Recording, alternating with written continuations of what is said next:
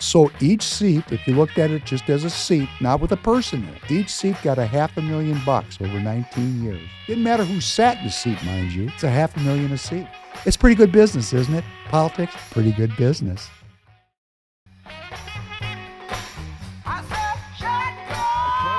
Confusion as a crowd clashed with federal law officers during a raid in South Minneapolis this afternoon. FBI agents in fatigues had to get escorted out of that area by local law enforcement for their own safety. We have team coverage on this developing story, starting with WCCO's Reg Chapman and photojournalist Chris Cruz, who got caught in the middle of the chaos. It was a little before noon when people who live near Bloomington Avenue and Lake Streets noticed federal agents gathering near a business there. They quickly called for people to show up, and they did. I don't think they realized the community would respond so quick and kind of create a human barrier. So you can kind of see them strategizing a plan to get people out. Within minutes, the crowd grew, and so did their calls for Minneapolis police and Hennepin County Sheriff deputies there on scene to leave. The Minneapolis police should not be working with federal agents. We are a sanctuary city. The community will not allow it. Federal agents with big vehicles and guns on Lake Street. Yeah, just instantly, got violent, and, people started trying to stop them. The crowd moved whatever they could in the path of officers and deputies as they escorted federal agents down Lake Street. Some threw garbage cans. Tires were also thrown. We saw pop bottles and bricks hurled at law enforcement. And some responded with force. Yeah, I got pepper sprayed a few times. Protesters thought this was some sort of immigration raid, but in a statement, Mayor Fry said this incident was related to a criminal search warrant for drugs and money laundering and was not related to immigration enforcement. No arrests were made. He says MPD's only role was helping with crowd control and keeping the community safe. Whatever was going on, many in the crowd say some who were sent in to keep communities safe were aggressive. As we saw them come back and assist by taping off the area and putting up police lines and pushing the community back. With photojournalist Chris Cruz, Reg Chapman, WCCO News.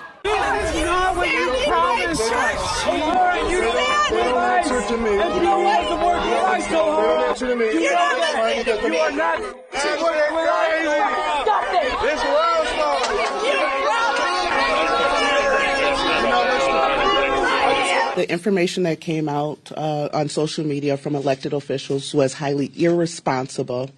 There were ways for them to have accurate information, and instead of getting accurate information, being impulsive and putting out things that could potentially incite riots is senseless. I will tell you, as far as the Hennepin County Sheriff's Office, we do have a deputy that is assigned to human trafficking. We do have partnerships with our federal partners. I don't know of one person who is okay with human trafficking in our communities. I don't know of one person who's okay with drug smuggling in our communities. Yesterday's incident was a criminal investigation. So putting out the rhetoric that that was a raid, it was not a raid. Putting out the rhetoric that that was an immigration enforcement, the Hennepin County Sheriff's Office does not participate in immigration enforcement. Elected officials have a responsibility to their constituents to put out accurate information. They don't have to agree with it, but do not mislead the public, causing more harm to our communities. What is important for people to know, yesterday's incident was one of 8 search warrants for a transnational criminal organization. And as far as releasing so many people, you know why the Biden administration released millions of people in the United States? No one ever talks about it. I'll talk about it. Why did they release people into the interior of the United States and put them, rather than put them into an ice bed? Why not put them in an empty ice bed at $127 a night rather than in a hotel room at $500 a night? They did it on purpose, because when you put them in ice detention bed, they get a hearing in 35 days. Court records show 9 out of 10 people claim asylum, get order removal, they're gone. But if you release them and put them in a hotel room at $500 a night, their hearings could be 5, 7, 9 years if you pull out all appeals. And what are they hoping for then? That another Democrat administration is in power. They can award an amnesty to millions. This is about selling this country out for future political power. That's what it was. The law clearly says if you arrive at our border without proper documentation, you shall be detained. Not maybe, not think about it, shall. And that's what President Trump's doing. Catch and release is over.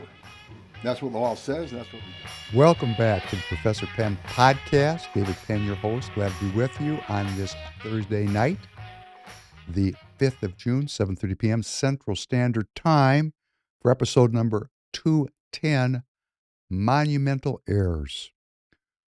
Started out with a montage of scenes from Minneapolis this week. Just the other day, Tuesday night, I was talking about the sanctuary counties and how this was a very big issue, the naming of the sanctuary counties by the Department of Homeland Security of the Trump administration. I was talking about this is a big issue. We need to focus on this. This is a bombshell. And instead, and to this very day, our elected leaders here in Minnesota are focused on a high school sports softball pitcher.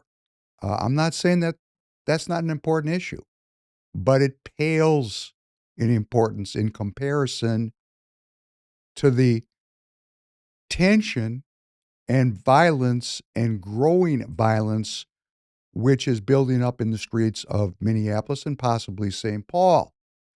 And this issue is not being discussed. It's just not being discussed. You know, there's a young man.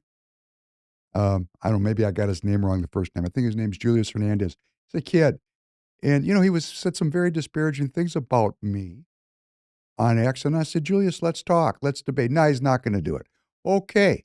If we don't talk, if we continue to create polarization and the gap that divides our community grows, we're going to have problems, violent problems. And of course, as a believer, as a person who wants to work with all members of our community to create a well-being society for all American citizens, I just will talk to people. I mean, it doesn't have to be we agree, but these issues aren't even clarified. In that montage, you saw Hennepin County Sheriff Witt. She was enormously impressive in her presentation.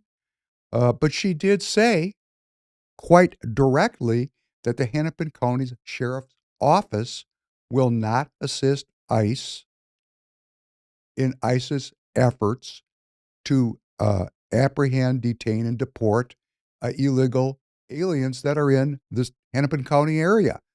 And she was very direct about it. Well, let me just share with you, in case you're not aware, a sheriff is an elected official.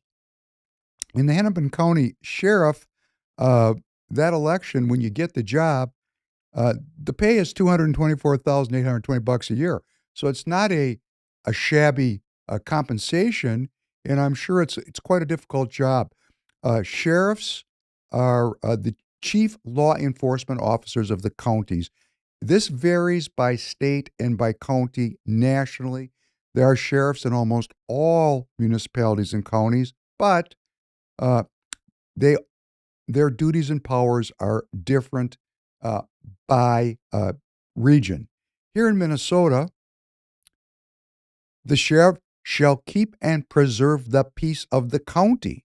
That's a pretty general concept. There's a lot of ways to keep the peace. The sheriff shall keep and preserve the peace of the county, as Sheriff Witt so eloquently discussed. She excoriated political leaders for characterizing the cooperation between the Hennepin County Sheriff, Minneapolis Police Department, and the FBI and ICE as an immigration issue, when in fact it's being touted as a drug enforcement issue or some kind of other issues. The warrants are sealed, so you can't read them. But they said it's not immigration. So she's saying, please don't inflame the community. The sheriff shall keep and preserve the peace of the county, for which purpose the sheriff may require the aid of such persons or power of the county as the sheriff deems necessary. The sheriff shall also pursue and apprehend all felons, execute all processes, writs, precepts, and orders issued or made by lawful authority and to the sheriff delivered, attend upon the terms of the district court, and perform all the duties pertaining to the office. And then it goes on and it lists the various duties. Well, this is very interesting. Apprehend all felons. Well, as it turns out, illegal entry into the United States is generally characterized as a misdemeanor under federal law, punishable by up to 6 months in prison for a first offense. However, illegal entry can become a felony if the individual re-enters after being deported, with penalties up to 2 years in prison, or if they have certain prior convictions or other actions like using fraudulent documents or engaging in smuggling. These could also be felonies depending on the specifics. Why I'm going over this so carefully, well, it's not a simple issue. And what has happened here is the Trump administration, its Department of Homeland Security, has designated Hennepin County and 19 other Minnesota counties as sanctuaries and is going to withhold funding, as we talked about on the last episode, which amounts to from my study, from my research, and I could be wrong, and it's very complex, and I don't have a big staff, but it looked to me like it was about 11% of these counties' fundings, some $500 million between education funding, health funding, and law enforcement funding. About 11% of the county budgets in these 20 counties is federal funds designated to deal with these illegal aliens that are living within these counties. And that makes it a business. And my point is, government is a business. We are brainwashed to believe that government is government somehow separate than business. And then there's something called a nonprofit, a non-governmental organization, but not a business, a nonprofit. And we're told that these are nonprofits. Well, you know what matters in business? How much money you make. That's what really matters. If you're in government, you're making $200,000-$300,000 a year. Hey, that's a pretty good business for you. If you're running an NGO or a 501c3 and you're making $600,000, $700,000, $800,000 a year, as I'm sure some of the chief executives that run the charities that are focused on supporting and working with this community, and these quote unquote charities, non-governmental organizations, are actually funded by government, and you're making big time money. Hey, it's a business for you. But coming out of the frame that I come from, back from the way back, I mean, everybody went into business. They either got a job, they opened a business. I mean, government was government. I was not raised to think of government or working for the University of Minnesota as a business, but it is your business if you have that job. So this funding that's coming from government to support the adjudication, maintenance, education, healthcare of these, what the Biden administration called newcomers, it's a business. And what the Trump administration has done is it has said, hey, guess what? We're going to withhold that funding. Well, 11% of the budget being withheld, that break these counties. So, of course, there's lawsuits, and the lawsuits are preventing today the Trump administration from withholding healthcare funding and educational funding, which would be designated to deal with these people. But the law enforcement funding, for whatever reason, is still subject. Maybe there's a lawsuit that's on that. I mean, it's hard to keep up. I made a comment on an earlier podcast. This is such a big system that it's very difficult. There's going to be no person that's going to be able to be expert across the whole range of everything that's going on. Like in international trade, I'm an expert. I know what's going on because I focus on it. But this area, what funds are going to be withheld, how this is going to play out in the courts, I can't be sure that I'm right. But it seems to me like what the Trump administration is doing right now is it's threatening Hennepin County with the withholding of funds that are designated for law enforcement activities. And of course, the sheriff's office and the Minneapolis Police Department depend on this funding. So when you see a street scene like that, and there was no arrests that I'm aware of to date, so they masked up this pretty significant show of force. When you see, armored personnel carriers, going down the main street of your city with heavily armed federal agents, and they were heavily armed, uh, and there was no arrests, that's a little strange. I mean, there's no arrests.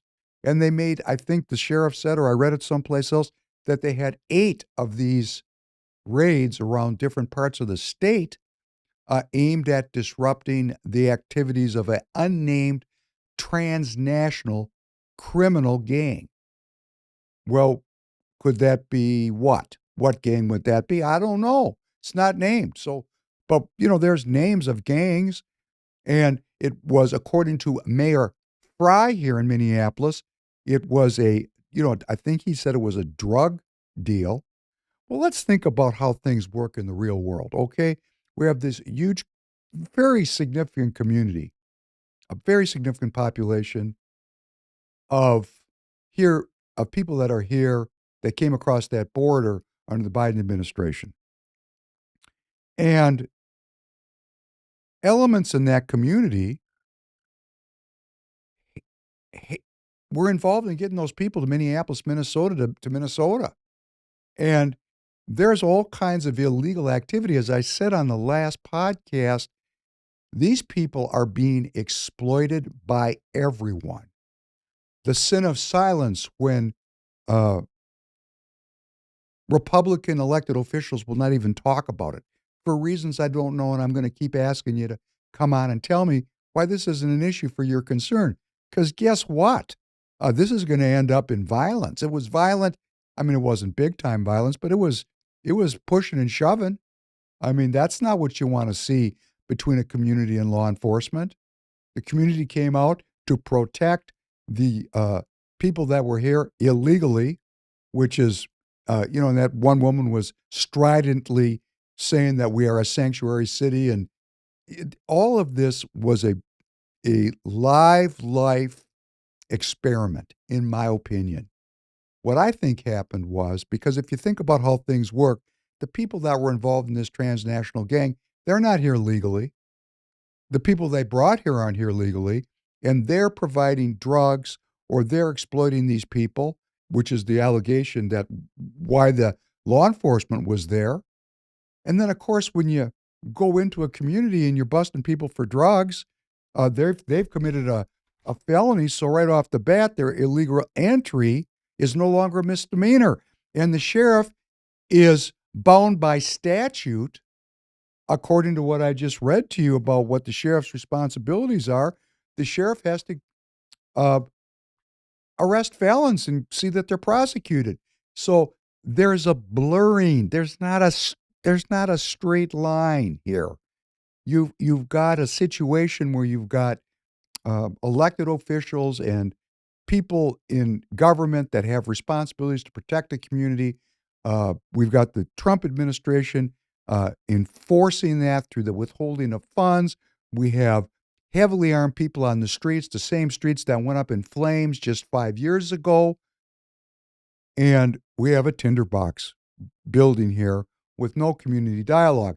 So when young people like this Julius Hernandez, if I got your name wrong the first time, it's because I don't know who you are and you're not significant to me. You could be. You seem like an intelligent young man who's trying to make a name for himself and trying to do good things. I respect that.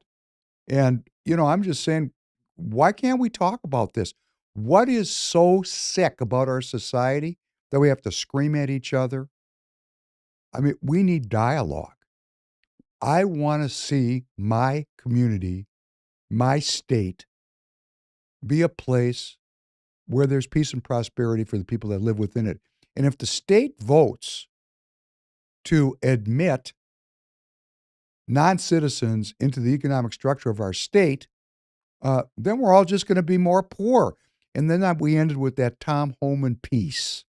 And he goes, nobody will talk about it. And so that's what I'm saying. We're not talking about it. Why did the Biden administration not detain these people at the border where almost all of them would be sent back to where they came from? Because there is a process. We played on the last podcast the denied entry of Jewish refugees trying to escape the Holocaust and how they were sent back in some cases and were killed. And there is a process here in our immigration courts to look at every case individually and to try to see whose lives are at risk, because we are a country that has a heart. We are a country that is willing to look at the suffering of others. But when that is exploited politically for future political power, we end up with chaos, and we're not talking about it. And then the protesters. Okay, I mean, you're protesting, you have a political perspective. I get it. But is your interest in future political power, or do you really care about these people? Because I'm not quite clear yet, without any dialogue, in the absence of communication. I'll try not to judge, because it says judge not lest you be judged. But there's danger here. And part of being a trained person is when there's danger, you make judgments, because that is for your survival. So we have a tinderbox here in Minnesota. I'm not surprised this is happening here in Minnesota, because President Trump remembers what happens, and he is not shy. So the federal government of the United States may pick on Minneapolis to assert a new political paradigm right here where I live.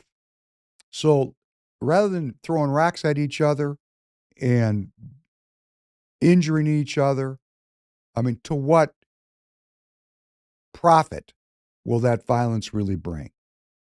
I just, I'm just asking us to talk, because you take a look at the war in the Ukraine, you got two groups living in the same area, Russian speakers and Ukrainian speakers, and their dialogue broke down, and it was broken down politically on purpose. Now, this is not conspiracy theory. I was out with one of my kids last night. We were talking about it. I said, do you know that in 2014, the Obama administration funded a color revolution in the Ukraine and deposed an elected president who was tilting towards Russia? She didn't know anything about it. Now, this daughter is very leftist. I have a leftist daughter, which is not surprising. I come from a line of leftists. I'm the outlier in that family line. And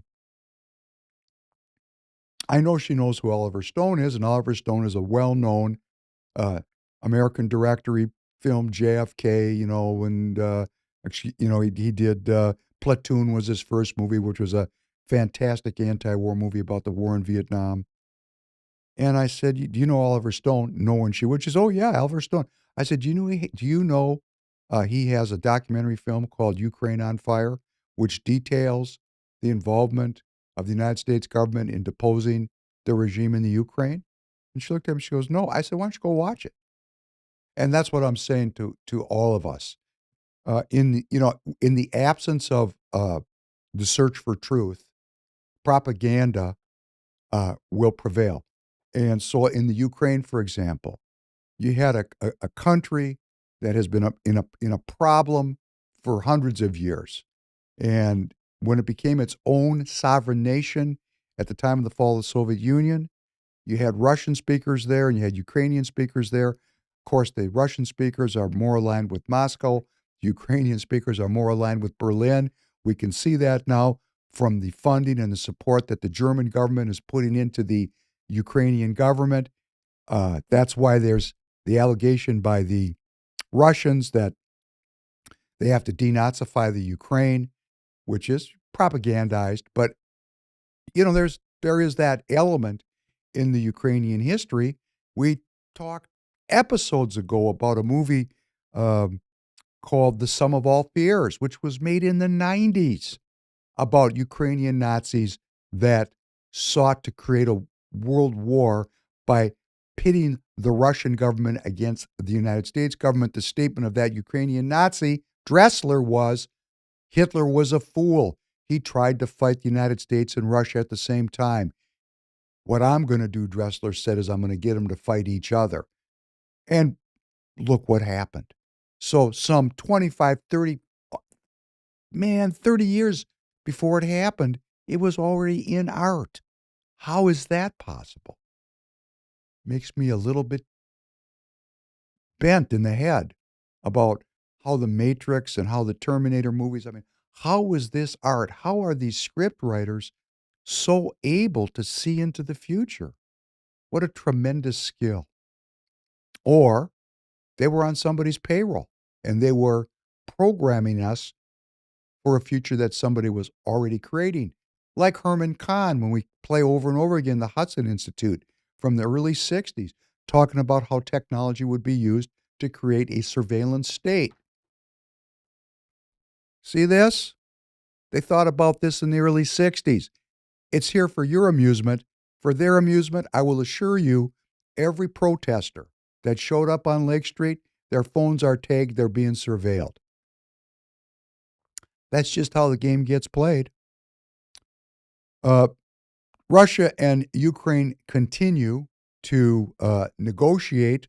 There's no progress on any ceasefire or any peace deal, but they are continuing to exchange prisoners and dead bodies. How great. They're very far apart in their demands. Russia presented its terms for a peace deal in the last meeting, which includes Ukrainian troops withdrawing from territory in the 4 oblasts, which mean like states, Moscow annexed in 2022. Their plan also requires Ukrainian neutrality, a commitment that Ukraine will remain a non-nuclear armed state, and limits on Ukraine's military capabilities. Ukraine's proposal for peace does not include any of those Russian conditions, so we're not any place close to a deal at this time.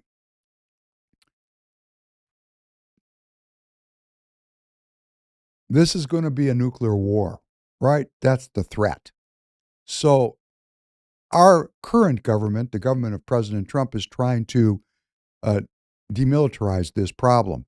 We're going to talk about the monumental errors that our government has committed over a very long period of time vis-a-vis Russia. And I'm going to play a bunch of people that are pretty well known. Most of them are Democrats, interestingly. So this is a Democrat on Democrat critique of monumental errors. And man, when government screws up, it screws up in a big way. But one man's error is another man's strategy. So let's remember that labeling something as an error is only identifying that you don't agree with a strategy someone else has put in place. For example, the Biden administration that opened the borders and has now created this tremendous problem in Minnesota that ordinary, everyday American citizens living here that are working and raising families are going to be victimized by. I'm a victim of this, okay? I am a victim. First of all, there's a physical threat.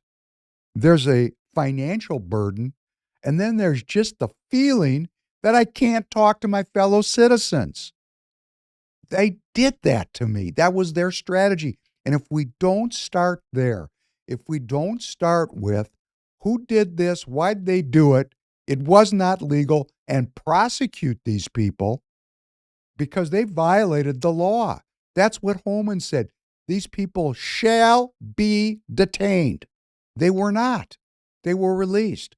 The people that made that decision, it's written down somewhere. These folks write everything down. The people that were involved in that decision need to be investigated. If criminal activity is discovered, they need to be indicted. They need to be on trial, innocent and proven until proven guilty before a jury of their peers. And if in fact they violated the law, they must be punished. And I'm not a punishing person, but man, when you let millions of people into the country like this and you tear your communities apart over it, does that not seem to you to be, I'm asking you, doesn't that seem to you to be a degradation of our American experiment? Isn't it wrong when we meddle in the foreign affairs of other countries and then we find ourselves spending billions of dollars that we don't have, watching millions of people die and be maimed because the Obama administration, going back to the Clinton administration, made decisions about Europe? That was their strategy. Why'd they make those decisions? What was their goal? You know, we're not very honest about this with ourselves. We're self-deceiving. And that's why I say the cornerstone of restoring any semblance of an American community is our elected leaders telling us the truth. And I'm demanding the truth. And, you people don't like it. I know you're watching me. And I respect you for what you're doing. It's brave and it's hard work to go through elections. Once you're elected, the work's not that hard. But, relative to what I do every day. But, being in politics it's not an easy hustle. And then you get there and I said this to my daughter. I don't know what happens to these people at the federal, state, and local levels. They go into politics. Well, some of them are grifting from the start. Because, when the American people are not involved, when we don't get involved in politics, when we don't go to caucus, whatever state you're in, I'm going to keep harping on South Carolina and Maine, where Susan Collins is, and Texas, where John Cornyn is. South Carolina is North Carolina, where Tom Tillis is. When these citizens in these states do not go into the political process, they turn the political process over to insider professionals, and I don't know what happens to these people. And I'm just flummoxed by. I'm sure some of them are just my age, and they never watched Ukraine on fire. They just never watched it. And then if they watched it, they would say, "I don't believe it." I mean, I see that all the time. I mean, you show evidence to people. I remember, this goes back a long time when I was serving on the SD 45 board with Alex Plekish and Tom Madden. And Tom Madden was a one-issue participant in politics, election integrity. And he was just going on and on with Alex Plekish about, you got to look at the election integrity issue. And Alex was a national committeeman at the time. And Alex just looked at Tom and really was disparaging and shut him down and said, "Hey, man, you're nuts," basically was what he was saying to Tom. And I looked at that and I thought, wow, right in our own party, we can't talk to each other. And Tom was trying to advance something before it became popular. No, election issues. Hey, the Republican Party's all over this now. I was told by Randy Sutter, who was the former chair of CD3, never talk about election issues. He told me directly, don't ever talk about it. So, when we don't search for truth and we ignore evidence and we stick to whatever it is we believe, no matter what anybody else tells us, that's why I tell this Julius, man, hey, I'll listen to you, dude. What are you afraid of? That I might have something to say back you can't deal with? So you're going to call me names? What's wrong with you? Don't be like that. That doesn't contribute to the healing of the community you claim you're working for. Where do you think all the Republicans are going to go? You plan on rounding everybody up and killing them? You got to deal with your community, all the people in the community. I come from a leftist family. My parents were communists, okay? I can talk to any of you and know everything that you believe because I let me tell you, don't hate me for telling the truth, but it's the truth. My mother spent her life as a lawyer. She went into law. She told me directly, I'm reporting, it's not a hearsay, it's face to face. I'm going to law school. I can't change the system from the outside. She was a street protester in the 1960s. on the street. My father was pepper gassed by the FBI in his office. They came in and they sprayed him down just to let him know how much they loved him. My dad was chaining himself to fences. My mother backed up his play. They were at the university. They were leaders of the anti-war movement. They were leaders of the civil rights movement. My mother was a leader of the group of, well, this is downstream. My mother came to me and she said, hey, you know what? Because Eugene McCarthy lost the Democratic nomination, endorsement to Hubert Humphrey in 1968. And that was so disgusting to my mother that the Democrat Party would put the favorite son of Minnesota, Hubert Humphrey, up as a presidential candidate because he was a war hawk, neocon, uniparty specialist. And she wanted this Eugene McCarthy, who was a peace candidate. He was different. He was an intellectual. And he was in my house. I mean, I met him. I knew the guy. I was young. I was probably 11 years old, 10 years old, but I remember it. And she said to me when they lost, I have to go into the system to change it. I'm going to go back to the university. I'm going to get my degree, and I'm going to go to law school, and I'm going to spend my life trying to change the system from the inside. And she did. And we're going to talk about what happened to these people in just a minute. But after she had served a certain amount of time as a lawyer and got her chops, she went to work on this immigration issue. And she was involved in very important in the first wave of trying to change the politics of Minnesota, which was the resettlement of the Vietnamese that came up to this country after the fall of South Vietnam. Hundreds of thousands of Vietnamese were brought from the jungles of Vietnam. I've been there. In the wintertime in Vietnam, it's hotter than the summer is here. And for some reason, I don't know, I don't remember what the number was, but I think it was like 100,000. Maybe I'm wrong, I'm sorry. But it was a very large number of Vietnamese were legally resettled here in Minnesota. And then the Hmong community, which were other allies of our military operations there in Southeast Asia, had these families stayed in their home countries, they would have been killed. And in fact, there was in Cambodia a genocide just after the end of the Vietnam War, a real genocide led by a college professor by the name of Pol Pot. And that's what I'm saying to Julius. What are you going to do with all the Republicans? Are you planning on killing everybody? Because if you're not planning on killing everybody, let's talk to each other, okay? Real simple, because it's kind of a binary choice. If you don't talk long enough and you demonize the other side long enough, eventually you're going to have a civil war and a lot of people are going to get killed. And if you want to avoid that, I'm just going to say, stop calling people names and sit down and talk to people.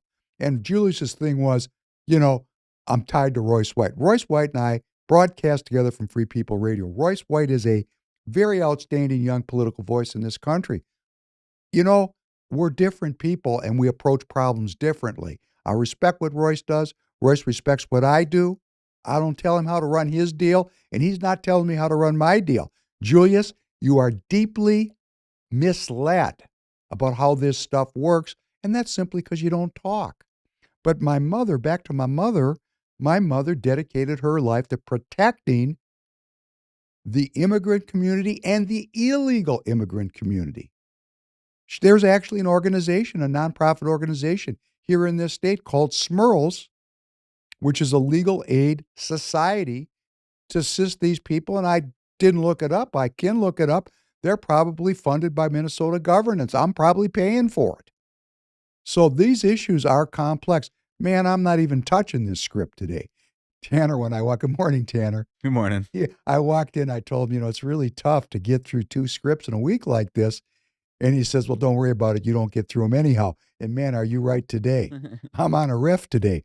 But my point about this is, in my family's from the Ukraine, from the Russian side, Russian speakers, and this community of Ukrainian speakers and Russian speakers, and they're really the same people, but a little different, occupying the same country like we are here in our country, these different political movements, two different political movements. Uh, the dialogue broke down and they just started killing each other. And they're trying to bring a peace. When I say they, I'm talking about President Trump, and he's meeting tremendous resistance. And it's a big problem. And it is a monumental error. And it is the exploitation of people by political leaders that don't have peace and prosperity as their one and only goal. They have other agendas. And I think that's what we have to change from the left and right together.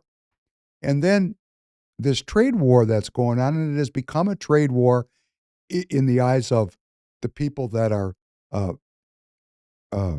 watching it ratchet up, and the way the press is fencing it as a trade war.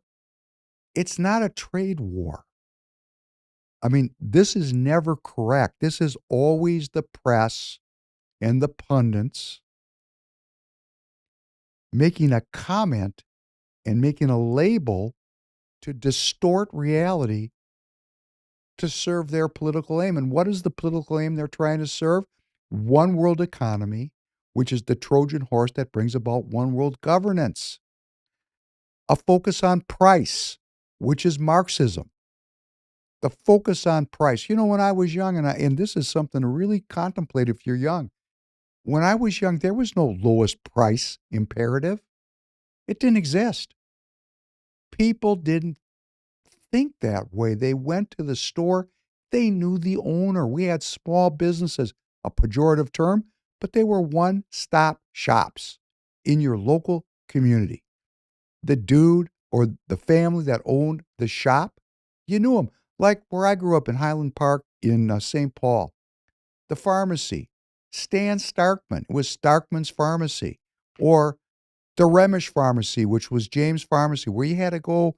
And in those days, you'd go to the pharmacy, you'd buy, bubble gum, and you'd buy drugs, prescription drugs, and they'd have sundries, and you'd get your shaving cream there. I mean, this is before there was Walmart and Target and Costco and Amazon. And these individual businesses were wiped out in the stampede to be focused on the price. And we didn't know at the time that the focus on the price really was leading to a Marxist outcome. But if you read Marx, everything is about materialism. That's not the way it was. I'd go on down to Starkman's, and I knew Stan Starkman, and we were both going to a health club together. I was a young man, he was an older man, and we'd sit and play cards and talk, and he was like a mentor to me. And I frequented his shop. It was cool. And Remish, that owned James' Pharmacy, I dated his daughter. And I'd go there. He liked me. I mean, it was a different society. Now, we've gained a lower price, but man, the cost of getting to that price has been the centralization of power, the offshoring of our jobs, and the hollowing out of our economies in our local neighborhoods.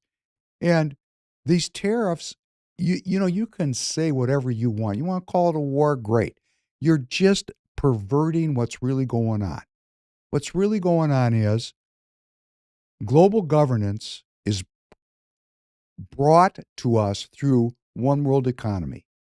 President Trump is trying to alter that concept of one world governance. He's an American nationalist. That's one part of it, of the tariffs.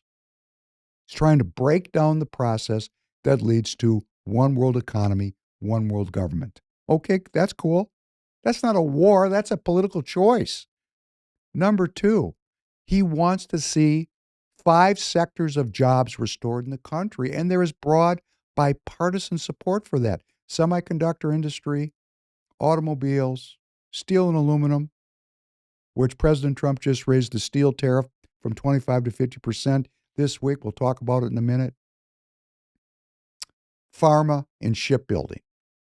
He wants those jobs back here. The rest of it is just about raising revenue because we're $37 trillion in debt.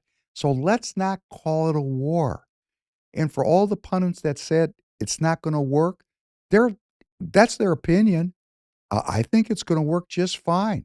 If all the prices go up 10 or 15% and we don't go broke, isn't that a nice outcome?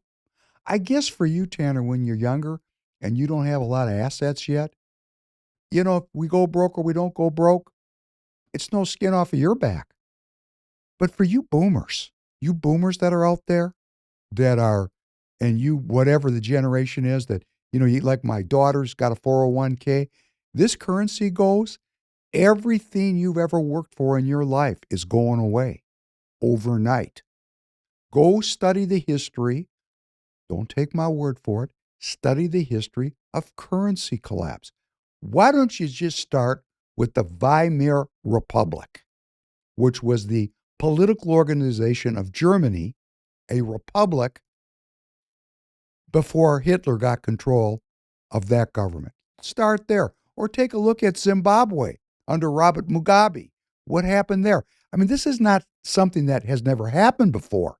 This is something that has happened many times, has been very well studied, and the outcome is quite predictable. And Trump's a businessman. He's not a great, he's a politician now, but he's coming at things with a business frame.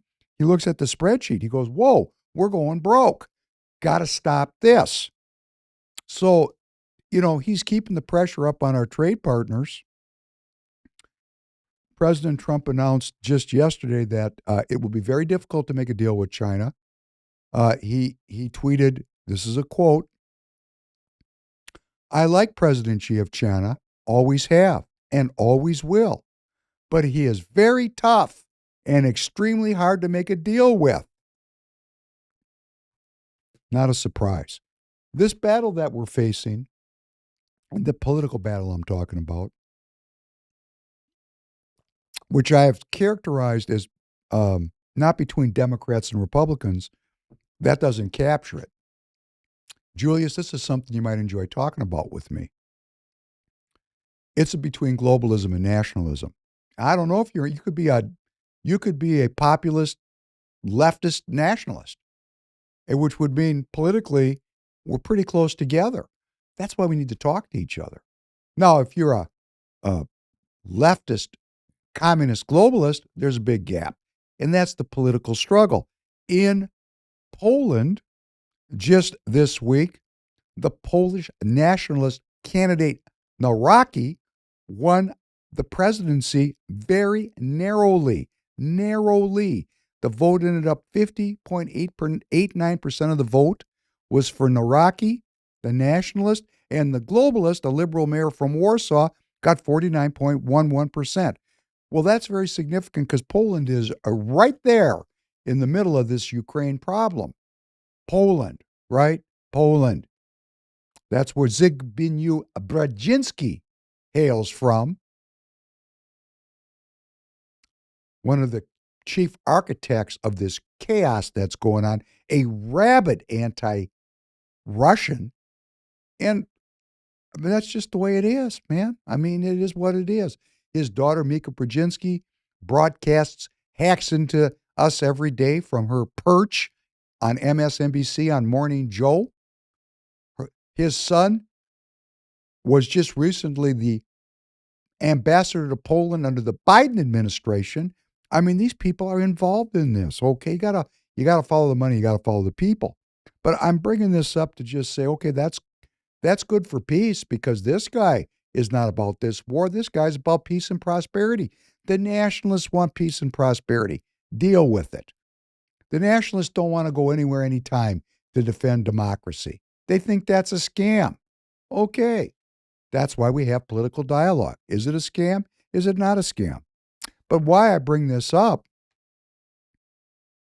the vote, such an important vote. Do you know 29% of the eligible voters didn't vote? I mean, the electorate is split 50-50. Barely they won, barely, which says that the count in Poland is a pretty straight shot, right? Because, otherwise the nationalists wouldn't have won, in my opinion. But 29% of the people didn't vote. That's what's happening here in Minnesota or in your state. The people are not participating. The political participation in a primary vote in an off-year election like 2026 is 20%. So when the Republican Party of Minnesota shows up and endorses whoever they endorse at their endorsing convention, which is a rigged game, rigged to the max, rigged. The reason Royce White got the endorsement the last time in 2024 is they didn't see him coming. They laughed at him, and they ran a tomato can out there, Joe Frazier, and they were sure he was going to win, and he got smoked, and they were shocked. I was there. They were ashen-faced. They didn't know what to do. And then they went out and hired this Michael Broadcorp secretly to trash Steve Boyd, who made progress up in CD7 against the elected Congresswoman up there, Michelle Fischbach. You know, they're trash. That party paid to trash Republicans. But then when they tell me I can't trash Republicans, do you know how hypocritical it is of you, Alex, to tell me that I can't criticize Andrew Myers or criticize some of these other elected people that are just awful? And you actually hired media consultants to trash other Republicans. I mean, if we're in the trashing business, let the best trasher win, okay? Otherwise, everybody stop. But that's not what's going to happen. So, deal with it. We're just into a brave new world here. So 29% didn't vote in Poland. 80% after they have this rigged endorsing. Yes, I'm saying it's rigged, Alex, because you're running around right now touting Adam Schwartzy as your guy. And you're the leader of the party. I mean, it can't be any more corrupt than that. That other than you stealing money, and I'm not making the allegation that you are. But the next level would be you get caught embezzling, in my opinion, which I'm not saying that you are. If you're reading me or hearing me, I'm not making an allegation. I'm just saying to rig an endorsing process in a party, which is what the party has been doing for years, in my opinion, is the corruption of the purpose of the party.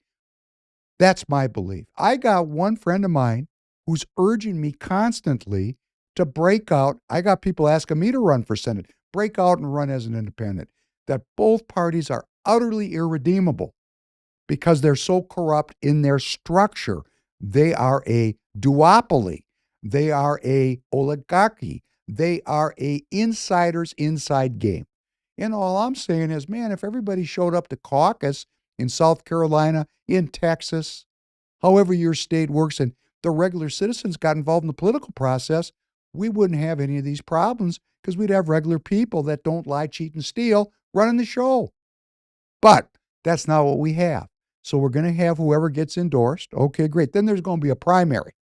And in that primary, only 20%, if history is a predictor of the future, only 20% of Republicans are going to take the time to go on down to the polling places and vote in the primary. And that is why we continuously get the same neocon, war hawk, warmongering liars that dominate our politics. It's up to us. If we don't change it, it's not going to change. South Korea, while Poland went to the nationalist side, South Korea elected a globalist. And that's not a surprise. South Korea is an export economy. South Korea is deeply dependent on,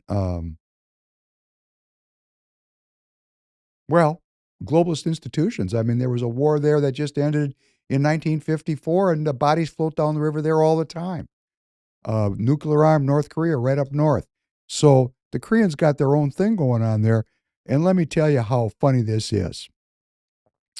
The new president said, listen to this one, a quote. Now, I don't know. This is Korean to English. I'll go listen to it in the Korean if I have time. Because guess what? I spent 25 years with Koreans. No problem. I would even crawl under President Trump's legs, if necessary, to strike the best deal for South Korea, Lee said in a radio interview this past Monday. What does he mean when he says that? I would even crawl under President Trump's legs. It's a very personal and vulnerable thing to do. Imagine if I baby crawled in between your legs. Man, I hope that's what it means. That's great. Thank you, Tanner. You helped me pull up on the stick there. President Trump is doubling the tariffs on steel imports to 50%. Quote, we're going to bring the tariffs from 25 to 50% on steel into the United States of America, which will even further secure the steel industry in the United States, Trump said during remarks at a steel factory in Pittsburgh, flanked by banners that read the Golden Age, American Jobs, and American Steel. Well, why was he there? He was there to announce that Nippon Steel was going to be taking a ownership position in U.S. Steel. Trump continued. At 25%, they can kind of sort of get over that fence, but at 50%, they can no longer get over the fence. So when it comes to steel, it's not a trade war. It's not a tax on steel. It's steel imports are coming to an end, and we are going to domesticate our steel industry. As I said, there are 5 sectors where there is broad bipartisan support for reindustrializing America, and steel and aluminum is one of them. And, geez, why would that be, Tanner? What do they make M16 rifles out of? What's a tank made out of? What's a ship made out of, after all? And the steel companies are going crazy in the stock market. Cleveland Cliffs is up 32.8%, Nucor up 14%, Steel Dynamics 5.9%, Century Aluminum 13%. Man, if you'd known about it beforehand, you'd have made out. Now, this thing is being touted as good for the steel workers, and the steel workers have a very, very powerful union, and the steel workers actually are the union in the tire business here in the United States. So I'm pretty tuned in to the steel workers. So I went to their website where I go frequently, and the USW's statement on the U.S. Steel-Nippon partnership was not very positive. The steelworkers issued the following statement. Quote, we have not participated in the discussions involving U.S. Steel, Nippon Steel, and the Trump administration, nor were we consulted, so we cannot speculate about the meaning of the quote-unquote planned partnership between U.S. Steel and Nippon, or the golden share that some politicians have claimed will be issued to the federal government. Whatever the deal structure, our primary concern remains with the impact that this merger of U.S. Steel into a foreign competitor will have on national security. Isn't that interesting? See, that's where you get into spin right there, or our members in the communities where we live and work. See, it's really about the workers, but the workers weren't even consulted, so they're going to pull out national security. Because as I said, steel is part of the defense industry, and these people are in on it. These people make a lot of money. The USW's only concern has been and continues to be the long-term viability and sustainability of the current U.S. Steel facilities, so as to safeguard the current and future economic, employment, and retirement security of our members and our communities. That's cool. There is a vast difference between public relations and putting commitments in writings, just as there is a vast difference between allowing shareholders and executives to cash out and putting our workers' interests first. Any final deal that may emerge from discussions between the merger parties and the federal government must be viewed through that lens and not through the lens of wishful thinking, which has been adopted by far too many politicians. Issuing press releases and making political speeches is easy. Binding commitments are hard. The devil is always in the details, and that is especially true with a bad actor like Nippon Steel that has again and again violated our trade laws, devastating steel communities in Pennsylvania and elsewhere. Trust nothing until you see it in writing. So the USW, not very pro-Trump on that issue, but on the Trump plan to penalize China's maritime policies and revitalize the domestic shipbuilding business, well, they like that. They're not too good with the tariffs on Canada because the steel workers are also in Canada. So the steel workers are running their own game in the steel business, the tire business, and anything else they're in. And they are a powerful union, and they need to be tracked and followed. For example, President Trump's put a 25% on tires. We're in the tire business, TireGet.com, where you can go to buy all of your tires. And we're going to get more and more intense about trying to sell tires because we need your support. I got a check in the mail for $500 from somebody in Illinois. I'm not going to mention his name because that's too far. But he called me and we talked, and he said he loved what we're doing here at Free People Radio. Can I have your address? I gave it to him. And the check came in. My assistant, Carrie, brought the check, and she said, "What's that?" And I said, "Well, this guy, I think he's sending me a donation. I bet he sent me $5. I'm so happy because that's what I expected." And I opened up the envelope, and it was $500. I mean, we need money to continue to grow this broadcast network. Now, there's going to be people out there that are going to say, I'm grifting. When the suit goes on, we're breaking even. I'll tell you when we're making money, and I'm not a communist. If people can make money legitimately and legally and be involved in politics, hey, I don't see anything wrong with it if they maintain their integrity. It's when they sell out I get confused. Like, you go into politics, you believe a bunch of things, and then suddenly you get money from APAC, big tech, and pharma, and we don't know who you are anymore. That I don't respect. You go into Congress, you're worth $100,000. 10 years later, you're worth $20 million, and you're making a couple hundred G's a year. That I don't respect. That is grifting. What I'm doing is trying to serve my community and provide information and create Free People Radio as a center for media here in Minnesota. You go to TireGet, let me tell you, the price is right. I'll help you with the customer service, myself personally. It's all guaranteed, and we'll mount the tires and do the tire service 5 minutes from your house, wherever you live. If you live in Washington, no problem. You live in Florida, no problem. You live in Minnesota, no problem. We're going to hook you up. And you have to buy your tires from somebody. So if you buy them from TireGet, you're going to be supporting this content. Thank you for doing so. And if you're watching me down there in Illinois, and I know your name in my mind, I'm not saying it, thank you for actually putting your money up, because that's something. The tariffs that President Trump has gotten in place so far delivered a record $23 billion of revenue in May. $23 billion. Before this thing started, tariffs were worth about $60 billion a year, which is what you would call in a $6 trillion budget de minimis. It's 1%. President Trump would like to raise $1 trillion a year. $1 trillion a year in tariff revenue. That would mean about 25% border tax. 25%. That's not a trade war. That's a financial plan. All right, we've had all of this intro, and I want to talk about some editorial issues, I guess. We talked about in the last podcast that the Trump administration is going to force many Chinese undergraduates in particular to leave, and graduate students to leave, particularly if they're working in or studying in critical sectors of education like engineering or physics or computer science. So the expelling of Chinese students, it's a big deal because, of course, as I said last time, universities are running their own game and they're trying to bring about globalism, and they're just overtly Marxist there. Well, it's a financial reckoning for these universities. When President Trump forces these folks out, it's just like him withholding money from the business of being a sheriff.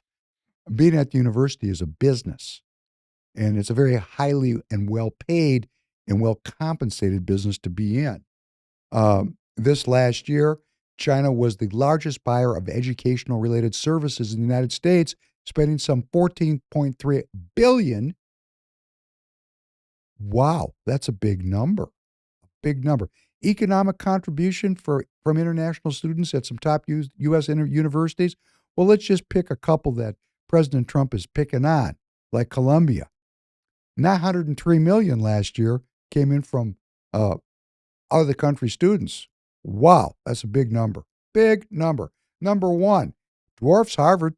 Harvard was only $384 million of tuition raised.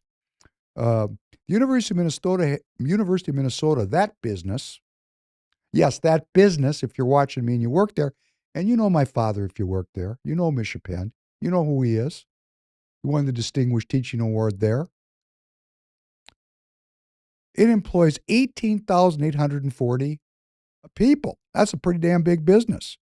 There's 4,935 instructional faculty. Man, big time. Here's the average pay there. If you're a full professor, it's $157,000 a year. Associate professors make $111,000 a year.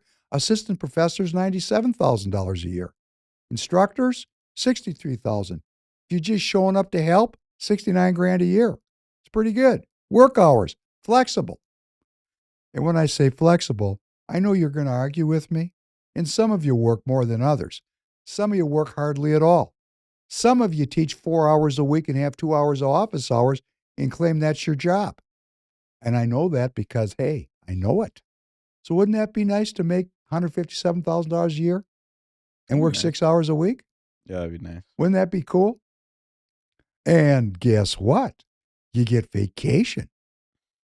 And you get medical plans and dental coverage and flexible medical spending accounts and well-being programs. You get a pension. There's a faculty retirement plan. There's optional retirement plans. You're a Minnesota State retiree. You're on the government payroll. You get to take a sabbatical. Do you know tenured faculty are eligible for sabbaticals to pursue research, scholarly writing, or professional development? Sabbaticals typically last one semester or even a full academic year, with central funds offsetting departmental costs. Eligibility requires a certain period of service. My father took 2 sabbaticals when he taught at the U. He went to Mexico, worked in Mexico City for a year, and then he went to Oxford for a year. Wasn't that great? And you know what? That's a nice vacation. Of course, he was doing research, I'm sure. They pay for your life insurance. There's sick leave. You get personal holidays. And that's for the Grundoons. The administrators, there's 37 employees at the University of Minnesota that earn more than $400,000 in 2024. The 11 highest paid employees were in the, guess what? Listen to this. You'll love this. 8 of the 11 highest paid employees, all earning at least $600,000. Guess where they work? They work in the college athletics department. Wow. The head of the men's basketball and football coaches are the highest paid employees on campus. Some of the faculty earn over $400,000, particularly in the medical schools. University Foundation, at least one administration, a woman named Kathy Schmidtkoffer, president and CEO of the University Foundation, earned $518,750 last year, according to publicly available records. Wow. You know, the stress that I'd have to go, I'm not making it anywhere close to that, but the stress that I would have to endure to make that kind of money, well, I'm enduring that stress to make no money right now. But having grown up here, these people have such great lives. And they're Marxists, and they see themselves as political activists, and they think they're smarter than I am, and they're smarter than you are. And that is the railhead of all of the conflict in our state. And I don't have any Republican elected representatives with the courage to work on this. 0. Let's keep talking about high school transgender softball players. Let's get the people all stirred up about an 18 or a 17-year-old kid and focus on that. Why is that even possible in our society? And that would be because of the University of Minnesota. And what else goes on at the University of Minnesota, according to our great Senator Amy Klobuchar? Medical research. Please play number 3. I decided I've got to break the system. And it's the most powerful lobby in the world, the drug company. The most powerful they are, the most powerful. And I'm not saying bad, good, I'm not saying anything, but they have tremendous power over the Senate, over the House, over the governors, over everybody. And they spend more money, billions and billions of dollars. And I said, I don't care. I have to do what's right. And I declared most favored nations, where the United States from now on is going to pay the exact same price as the lowest price anywhere in the world. In other words, if you take... Right? Of course, the leftists hate President Trump. That's obvious. They're in the streets. What President Trump is saying, I got to break the drug system. And he's being cool about it. I'm not saying it's good. I'm not saying it's bad, because, he remembers JFK. You look around you look at the people. Now, I'm not young, and I know when the shot cuts in for me on the side, I look like I'm still capable, because I am. But most of the people my age are not capable. I'm not taking any pharmaceutical drugs. And I worked at that my whole life, and I'm going to do coming up here. And the only reason I don't do this, I trained for years. When you're trained martially, to get to the war, you got to camp out in the woods. To be able to fight, you have to be able to have a high level of well-being. I mean, you don't see people in wheelchairs squaring off and duking it out. The people that fight have to have a sufficient level of well-being to fight. And then after the fight, you have to heal, because no matter how decisively you win, you get hurt. So, my point is that well-being is a skill that is not generally taught. It's taught in secret societies like the U.S. Marines. That's where they teach it. They don't teach it down. What was the name of your elementary school up there where you went to school? I'm not going to say that. Great. I'm sorry. No, it's cool. Thank you. I'm sorry, Tanner. But my point is this. They don't have people there teaching the kids well-being. They have physical education, and being able to do some push-ups and some pull-ups is part of well-being, but that's not all of well-being. The food industry spent $60 billion for drug, biotechnology, and device research in nutrition science, compared to $1.5 billion in funding from the government. Over 40% of U.S. children have a chronic health condition, including asthma, allergies, obesity, autoimmune diseases, or behavioral disorders. When I went to school, when I was in elementary school, I know there were sick kids, but it was a rarity. I'm going to tell you, because of my background with my family, I was the fattest kid in my elementary school. When I say fat, can't even say that anymore. I have to say overweight, right? Yeah. Excuse me. I'm sorry. I'm from a different generation. I was wearing 36-inch husky pants in 5th grade. Okay. That was I woke up one day and I said, I'm not doing this. And I healed myself. There is no way in 5th grade you were... Yes, I was. I was 180 pounds. Oh my gosh. Can't even see that in me. I'm tiny then, because I'm sitting here. I wear a 30. I was 180 pounds in like 5th, 6th grade. Wow. And by the time I was in 9th grade, I was running cross country and I was 150 pounds. But I did that myself. Yeah. I didn't go, there was no, that was my own interest. That's when I diverged from my mother and father. Stop being a little fatty. Well, they wanted me to follow in the footsteps of the academic, and I wanted to learn how to box like Muhammad Ali. That's just the way it was. And it was really funny how that happened. My father used to take me barbershops, a small corner barbershop in the neighborhood. We used to go every Saturday. My dad used to take me every Saturday. He'd go in and get a shave and a cut. And I'd sit in the chair and watch the Wide World of Sports on Saturday afternoon with Howard Cosell, if any of you recognize these references. And this was in the 60s and early 70s when Muhammad Ali was a sensation. I was there. I mean, when Muhammad Ali fought Joe Frazier in their first fight, we were putting bets down in third grade. I remember I made a bet with Bonita Boyce, who was one of the 4 first black kids bussed into my all-white school. And, I mean, everybody took a side. You were for Joe Frazier. If you were Joe Frazier, you were with the establishment. And if you were with Muhammad Ali, you were with the protesters. And it was just badass, man. Anyhow, I was watching Muhammad Ali, how he was moving around and dancing and punching and sticking and jabbing, float like a butterfly, sting like a bee. I said, man, look at me. And I started watching Soul Train. And I said, look at how these people move. I can't do that. I'm a great violin player, and I'm the smartest kid in my school by far, but I can't do that. And I felt challenged to learn the things I was no good at. And that's what we all need to do. We all need to find the things that we're no good at and work in that area to expand our human consciousness. And that was what broke me out and set me free, self-governing.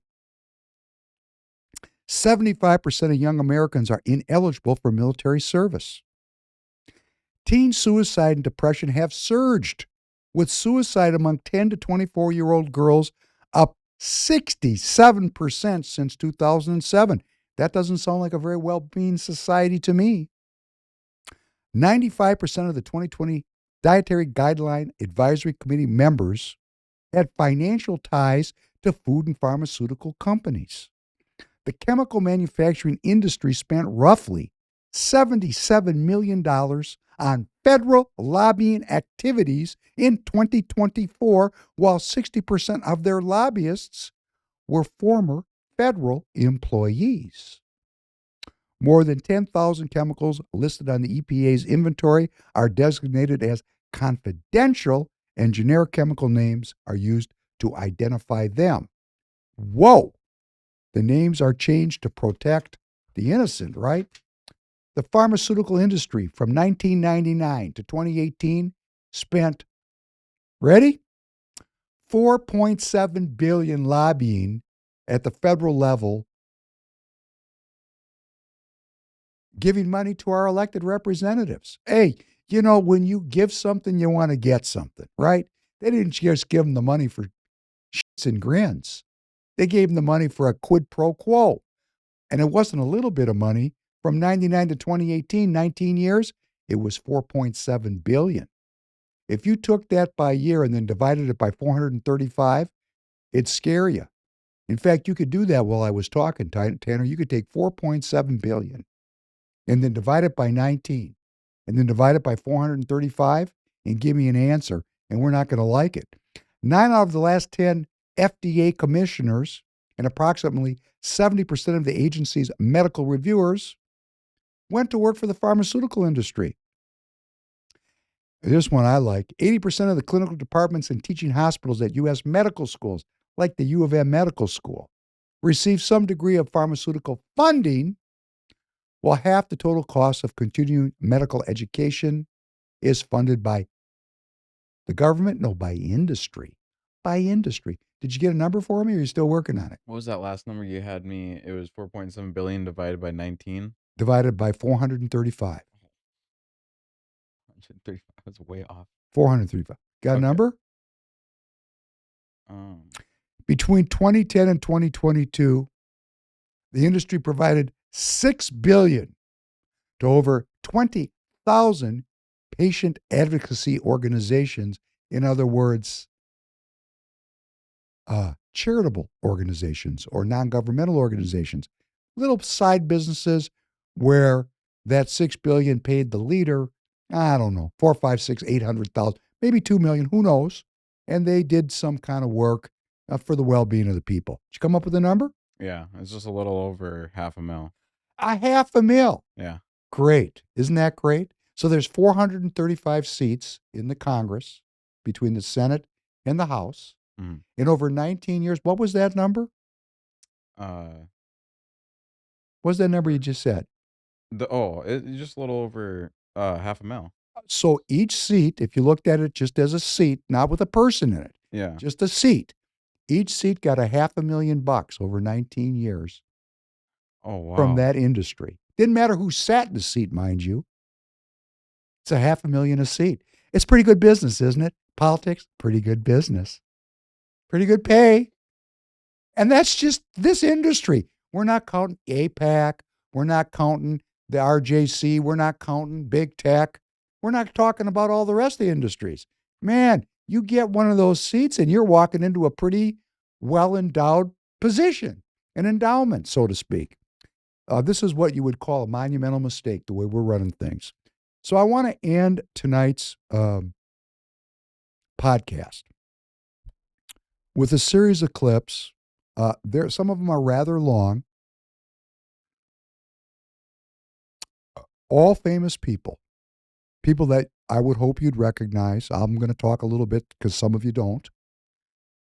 And I'm just going to ask you to stay with this because we're on the verge of a nuclear war, or there's been a massive escalation of this thing in Europe.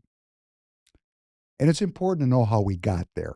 And I keep talking about how we got there, and I haven't done it for a while, but the British attacked Russia in 1805. The French attacked Russia in 1812. The British attacked again in 1853. Russia was occupied in 1917.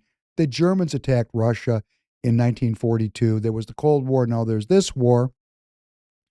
And I'm not saying the Russians didn't engage in all kinds of BS too, because they did. But to blame this all on Putin, bad man, is really shallow. And if we the people understand how shallow it is, maybe we'll go to caucus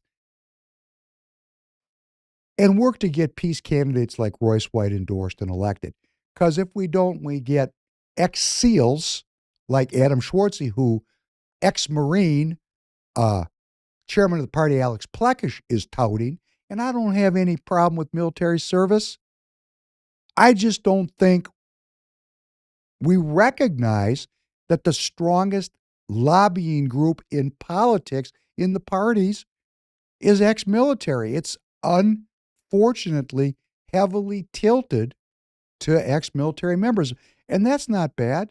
The fact that the military members are there per se, and why would they be there? Well, number one, they're used to working for the government because that's what you do when you're in the military. But these are also people that some of them believe in lives of service. They've risked their lives. They've seen a lot. They've done a lot. And then guess what? They got a pension, which allows them to have the free time, and they go into political service. But they twist the political process because, of course, since they come from the military, every problem has a military solution. And it's just not working. I think more and more citizens are tired of this endless war brought to us by the military and its supporters in Congress, because guess what? I wonder how much the defense industry endows these 435 chairs with, because it's quite significant, right? These are all monumental errors, and they're errors because I do not participate. You do not participate. We got to participate. So I just would like to go out. It's going to take probably a half hour, go out with a bunch of clips with famous people talking at length about what's going on in the Ukraine. Let's play clip number 4 first. The idea that Ukraine might join a Western military alliance would be quite unacceptable to any Russian leader. This goes back to 1990, when the Soviet Union collapsed. There was a question as to what would happen with NATO. Gorbachev agreed to allow Germany to be unified and to join NATO. It's a pretty remarkable concession, with a quid pro quo that NATO would not expand 1 inch to the east. That was the phrase that was used. So Russia has been provoked. Well, what happened? NATO instantly moved to East Germany. Then Clinton came along, expanded NATO right to the borders of Russia. Now there are the new Ukrainian government, the government after the overthrow of the preceding one. The parliament voted, I think 300 to 8 or something like that, to move to join NATO. Which you can understand why they would want to join NATO. You can see why Petro Poroshenko's government would probably see that it's protecting his country. No, it's not protect. Crimea was taken away after the overthrow of the government, right? And he's not protecting Ukraine, is threatening Ukraine with major war. Well, that's not protection. The point is, this is a serious strategic threat to Russia, which any Russian leader would have to react to. That's well understood. Do you know who that is, Tanner? No. That is a very, very important American intellectual by the name of Noam Chomsky. He's a contemporary of my father. He's actually still alive. He might even still be teaching. I think he's in his 90s now. And he's talking about the deal. And he's not, why he's saying any Russian leader is because all they keep saying is Putin's bad, Putin's this, Putin's that. No, he's saying any Russian leader. And Noam Chomsky is a leftist extraordinaire, and he's critical of the Clinton administration. And I think it's important to recognize that you could be from the left or from the right and realize that there's a duopoly, a uniparty of sellouts that are doing things that lead to bad outcomes, monumental errors. Let's listen to this next one. This is a former senator, Senator Bradley, who was also a famous basketball player who, after his career in professional basketball, went into politics, was quite insightful, quite articulate, had a good heart. He wanted to be president. He didn't make it. And let's listen to him. And this is a very interesting piece. And he really was interested in Russia. Let's play number 5. On Russia, this is a terribly sad thing for me, because I spent a lot of time in the 80s and early 90s on Russia. I'd go there every year. I'd spend weeks there. I'd travel all over. I got to know most of the people who ran the government and who are now there. And I think that right now we're confronted with something that potentially could have been avoided. And the fundamental blunder that the United States made in the mid-'80s, late '80s, early '90s, was the expansion of NATO. I mean, here we'd won the Cold War. We'd won the Cold War. And you then had people saying, well, now what are we going to do with NATO? Oh, well, I don't know. It's a bureaucracy. It works. What are we going to do with it? And so then the idea of expanding NATO. And the problem with it is this. During the negotiation for the reunification of Germany, Gorbachev and Jim Baker says to Gorbachev, in the treaty it says, no NATO troops in what was then East Germany. In the discussions, and I had this conversation with Gorbachev last summer, he told me very directly, the conversation with Jim Baker, the question was, Baker saying, NATO, if you agree to reunification of Germany in NATO, NATO will not expand 1 inch further east, which is what I went to see Gorbachev to confirm, because I care so much about this. Is this true? Now, the interpretation on the American side, Scowcroft says, well, he misinterpreted. Baker, I haven't quite pinned down. But Gorbachev says very specifically, he said, if you expand 1 inch further, if you allow reunification, Germany and NATO, NATO will not expand 1 inch further east. And then Gorbachev told me, Kohl told him the same thing, which was new information, right? So the first Bush keeps his promise. Assume it's a promise. They talk about partnership for peace, and Russians kind of like that idea. And then Clinton comes in. What's the early thing he does in his first term? He expands NATO. Why expand NATO? And I read, and I've been rereading because I've been thinking of writing something about this, Strobe Talbot's article in Foreign Affairs about why expand NATO, and you read it and you say, huh, that's a reason? And last summer again, I'm talking to a number of people that I've known for many years, two guys who ran for president in Russia in 1996 and 2000. And one of them says to me, I'm out campaigning in the Urals. Somebody comes up to me and says, this is 96. Why are the Americans expanding NATO? Isn't that a military alliance? And they said, well, yeah, but it's a military alliance. And the guy said, the politician said, Russians might not be able to understand puts and calls, but they certainly understand tanks, right? And think of it this way. What would any Politics 101, somebody who's a friend, supporter, goes bankrupt, what do? You call them up on the phone and say, you know, Joe, it's tough. I know things are going to be okay. You're going to be back. You show them some respect. And what did we do? We kicked them when they were down. We expanded NATO.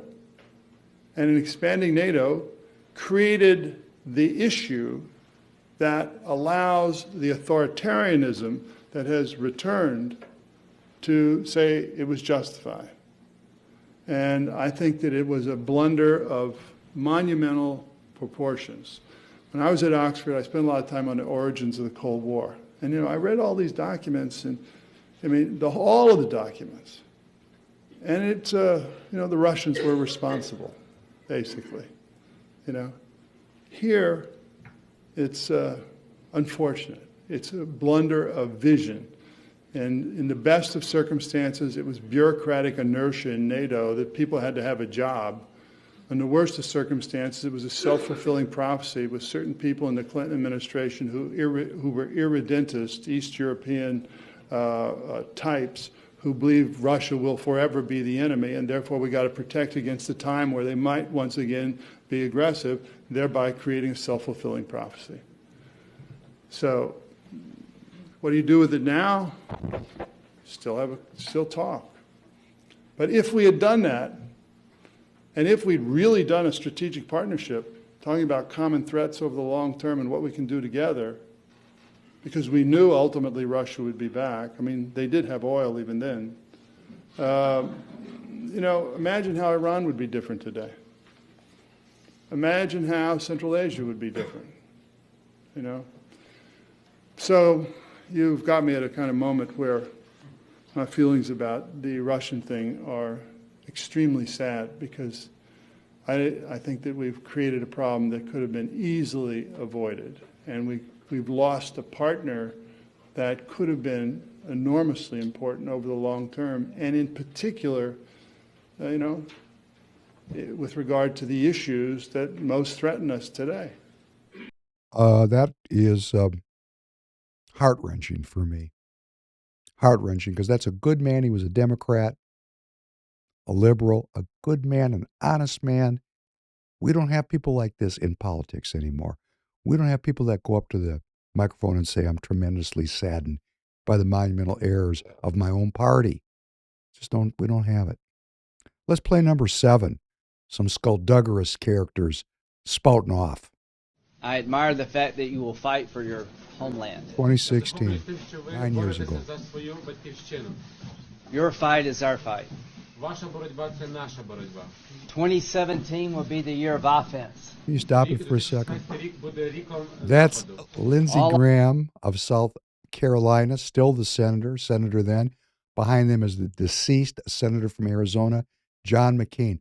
Look at these people, what they were doing 9 years ago. 9 years ago. Look at what was the roots of this conflict while our press blames Putin. Please continue.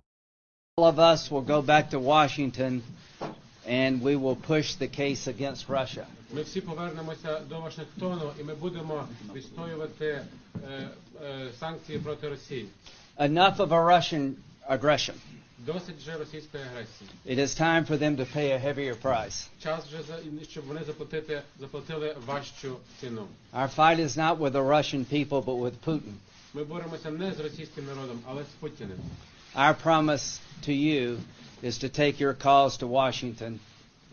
Наша обіцянка – це те, що ми вашу боротьбу доведемо до Вашингтона. Inform the American people of your bravery. проінформуємо американський народ про вашу відважність. And make the case against Putin to the world. І покажемо про докази проти Путіна усьому світу. I believe you will win.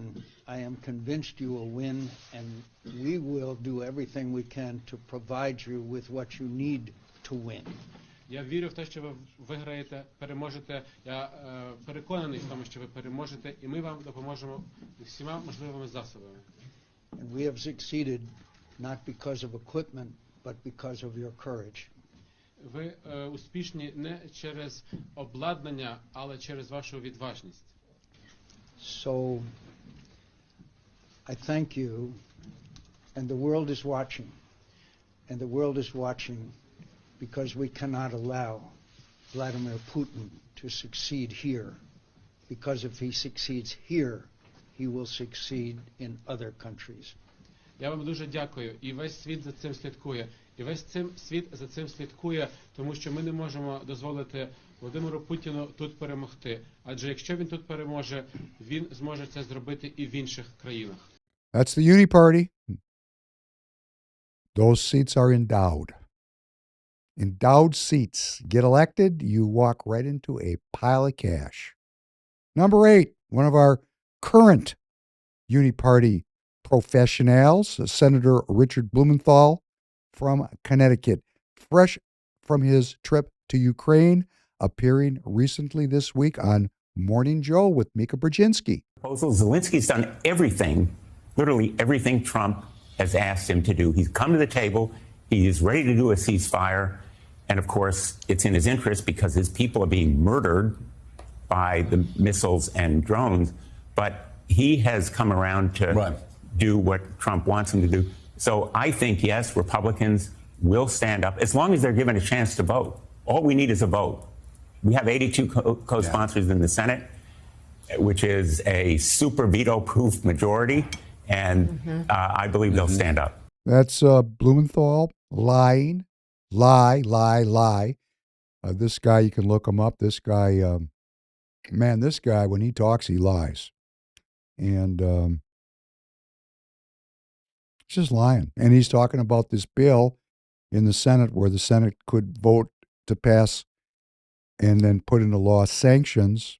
It's a veto-proof supermajority, 82 votes, to put 500% sanctions on anybody that buys Russian petrochemical products. This is how world wars start right here. Go back and look at how World War II started. President Roosevelt cut off oil supply with Great Britain to Japan. Took a few weeks, and they attacked. Because how do you run a modern economy without oil? Right? So that's what these people are doing. And they're saying that Zelensky's doing everything right, and he's being... this thing is so not cool. And we're going to go today. I went out last night for dinner with my daughter. Had a lovely dinner. Got up this morning. And these people are getting ready to get everybody killed. So my gallows humor is, Richard Blumenthal. What a skullduggerous character. And then we got President Trump, number 9. Let's listen to President Trump. I refuse to bend the knee to their next endless war in Ukraine. I want peace. They want money and they want conflict, even if it means walking us into the brink of World War III, which frankly it is doing, and it's doing it rapidly. Well, I'm going to tell you, I'm not sure all these people are playing at a level that it's hard to understand what's on their agenda. But certainly President Trump, if you listen to the words that are coming out of his mouth, he's trying to interrupt this process. If we could take him at face value, he's trying to interrupt this process. If you believe in peace, what do you got? You got a Senate, 82 votes, Democrats, Republicans alike, ready to trigger World War III, and they're fencing it as some kind of a good deal. They know what the history is. We don't. If we knew that World War II started when the United States cut Japan off from petroleum with Great Britain and the war started very soon thereafter, that was the triggering event. If we knew that, if we understood German military strategy vis-a-vis the Caucasus and why Russia was invaded, how important oil is and how devastating it is when you get these kind of embargoes, we would be enjoying the day. We'd be enjoying our day because it could be our last day. So let's enjoy the weekend and let's work on our well-being and recognize that when I say we have to be involved in politics, if we keep sending Richard Blumenthal to the Senate to his endowed seat, the monumental errors will just continue. Thanks very much. Look forward to seeing you again soon, next Tuesday night, God willing. Have a good night, everybody.